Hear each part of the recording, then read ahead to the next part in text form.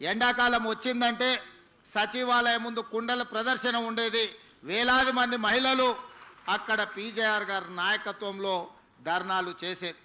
ఆనాటి ప్రభుత్వం మీద పీజేఆర్ గారు చేసిన పోరాటం వల్ల కృష్ణానది జలాలను నాగార్జున సాగర్ నుంచి హైదరాబాద్కి కృష్ణానది జలాలను తరలించి హైదరాబాదు నగర ప్రజల దాహార్తిని తీర్చడానికి ఆనాడు పీజేఆర్ గారు చేసిన పోరాటమే ఈ రోజు హైదరాబాదు నగర ప్రజల యొక్క దాహార్తిని తీర్చే అవకాశంగా ఏర్పడ్డది.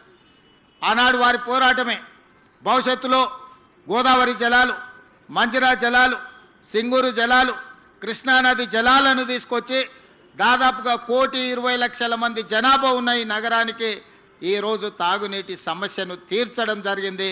దానికి ప్రతి పేదవాడు ఇవాళ నగరంలో ఎవరైతే సురక్షితమైన మంచినీటిని తాగుతున్నారో వాళ్ళందరూ కూడా పీజేఆర్ గారిని గుర్తు చేసుకొని స్మరించుకోవాల్సిన సందర్భం.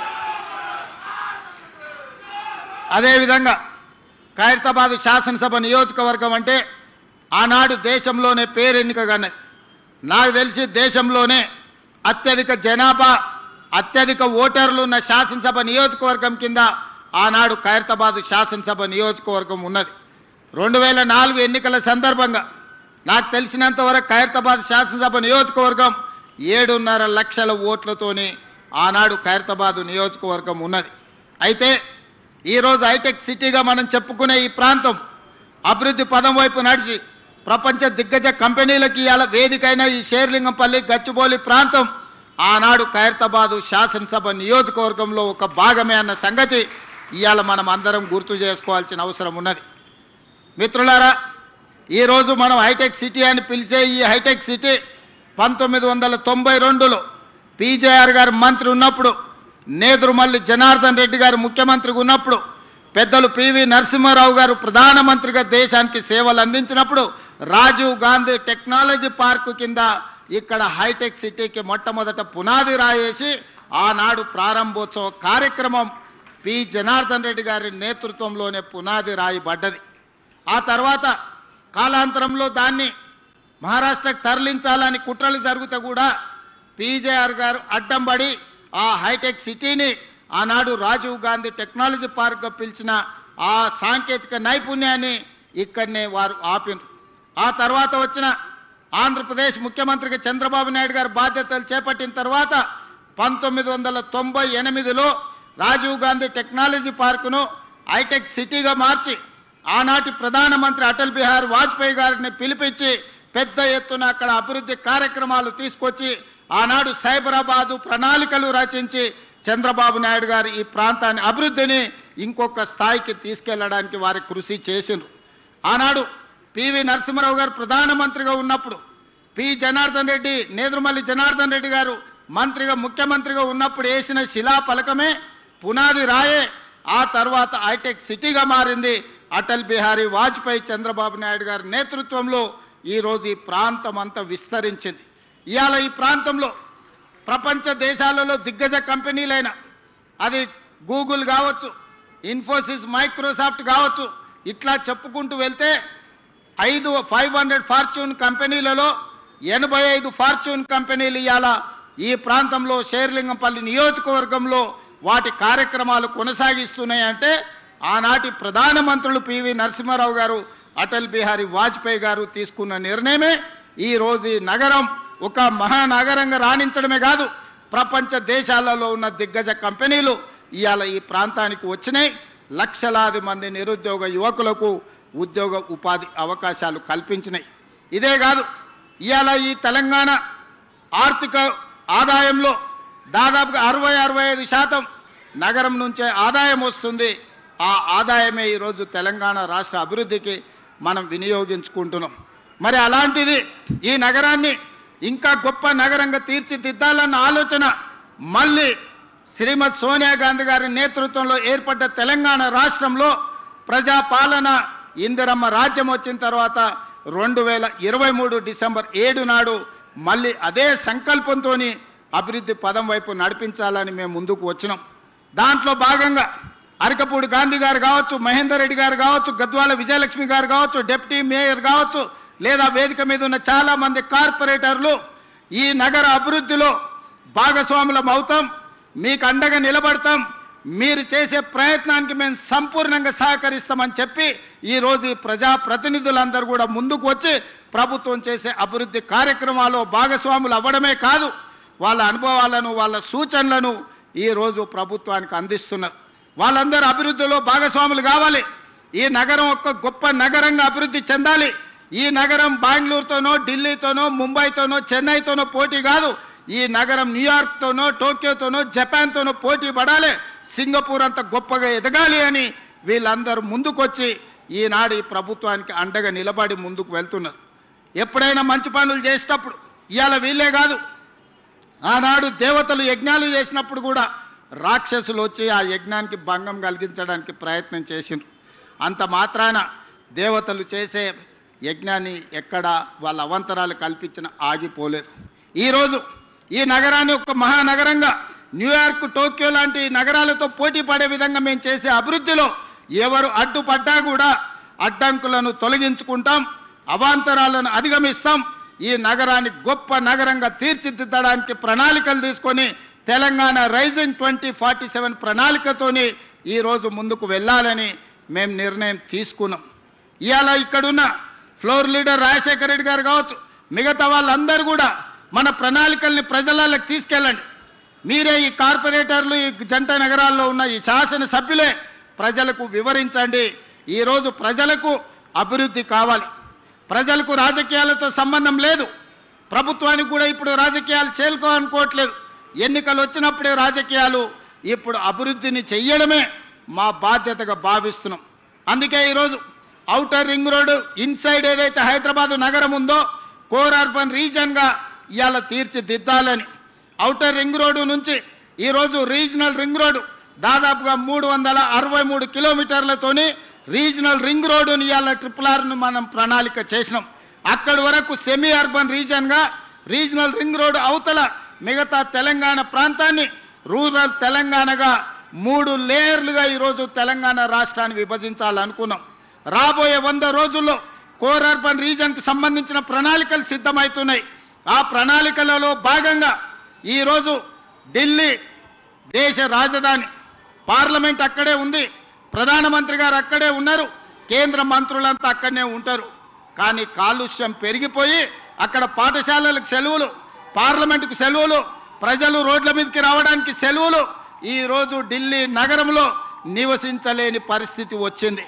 దీనికి ప్రధానమైన కారణం ఇంత పెద్ద దేశంలో, దేశ రాజధానిలో ప్రజలు నివసించలేని పరిస్థితి వచ్చింది అనంటే ఆనాటి పాలకులు ఢిల్లీ నగరంలో సరైన ప్రణాళికలు రచించకపోవడం వల్ల ఈరోజు విపరీతమైన కాలుష్యం వల్ల ఢిల్లీ నగరంలో నివసించలేని పరిస్థితి.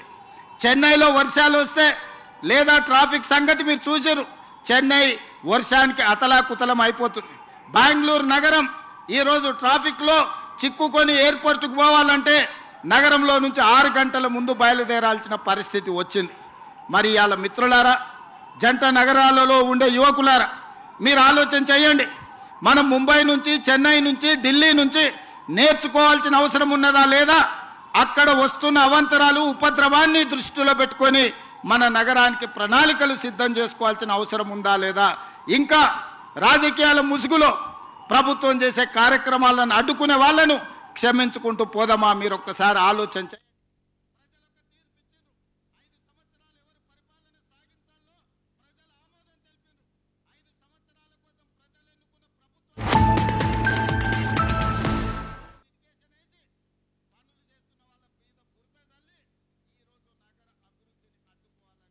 ప్రయత్నం చేస్తారు. ఇవాళ ఫైనాన్షియల్ డిస్ట్రిక్ట్ అభివృద్ధి 10 లక్షల మందికి ఉద్యోగాలు వచ్చినాయి. ఈరోజు ఇక్కడనే దుర్గం చెరువు పక్కన నాలెడ్జ్ పార్క్ వస్తే 5 లక్షల మందికి ఉద్యోగాలు వచ్చినాయి.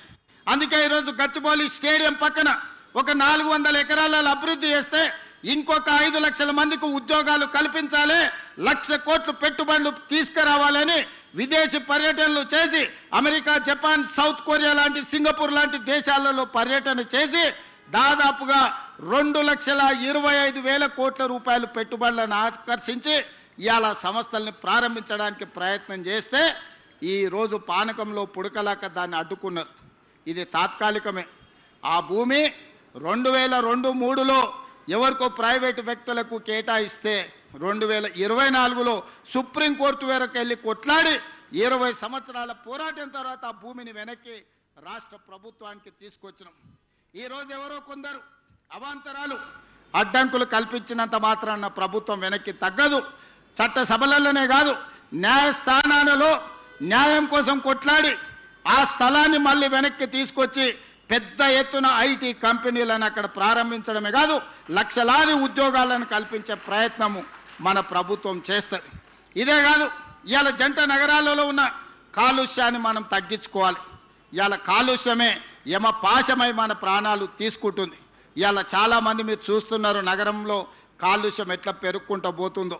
అందుకే నాలాల అడ్డంకులు తొలగిస్తున్నాం, చెరువుల కబ్జాలకు విముక్తి కలిగిస్తున్నాం, రోడ్ల వెడల్పు కార్యక్రమాలు చేస్తున్నాం, ఫ్లైఓవర్ బ్రిడ్జ్లు కడుతున్నాం, అండర్ పాసులు కడుతున్నాం.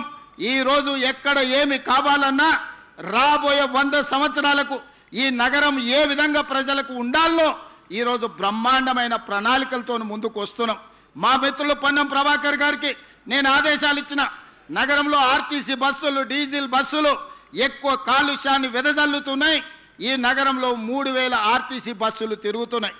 ఈ డీజిల్ 3000 ఆర్టీసీ బస్సులను ఔటర్ రింగ్ రోడ్డు లోపల వద్దు, బయటికి జిల్లాలకు తరలించండి. ఈ నగరంలో మొత్తం 3000 ఎలక్ట్రిక్ వెహికల్స్, ఎలక్ట్రిక్ ఆర్టీసీ బస్సులను మీకు ఇస్తామని చెప్పి కేంద్ర ప్రభుత్వంతో మాట్లాడి రాబోయే సంవత్సరం లోపల నగరంలో మొత్తం డీజిల్ బస్సులను నగరం అవతలికి తరలించడమే కాదు, 3000 ఎలక్ట్రిక్ బస్సులను నగరానికి అందించి కాలుష్యాన్ని తగ్గించే ప్రయత్నం చేస్తాం. ఇదే కాదు, ఈరోజు ఆటోలలో కూడా డీజిల్తో పాటు కిరోసిన్ లేకపోతే పెట్రోల్తో నడుపుతున్నారు. ఇవి కూడా కాలుష్యం పెంచుతున్నాయి. అందుకే నగరంలో ఆటోల కొనుగోలుని గత ప్రభుత్వం నిషేధించింది. కానీ నేను వచ్చిన తర్వాత నిషేధాన్ని సడలించి ఎలక్ట్రిక్ ఆటోలు కొనుక్కున్నా, లేకపోతే మన సిఎన్జి ఆటోలను కొనుక్కున్నా, మళ్ళా ఆటో కార్మికులకు కొత్త ఆటోలు కొనుక్కోవడానికి ఈరోజు అనుమతిస్తున్నాం. ఇవాళ ఆటో కార్మికులకు నేను విజ్ఞప్తి చేస్తున్నా, మీ డీజిల్ ఆటోలను తీసేయండి, ఎలక్ట్రిక్ ఈవీ ఆటోలు కొనుక్కోండి. ప్రభుత్వం వైపు నుంచి కూడా మీకు సహకారం అందించే బాధ్యత తీసుకోవడం. అదేవిధంగా ఊబర్, ఓలా, ఆర్టీసీ మీ ట్యాక్సీలు నడుపుతున్న కార్ల వాళ్ళకు కూడా ఈరోజు ఏ కారు కొనుక్కున్నా ₹1 కూడా రిజిస్ట్రేషన్ ఛార్జెస్ వాటి మీద పన్నులు లేవు.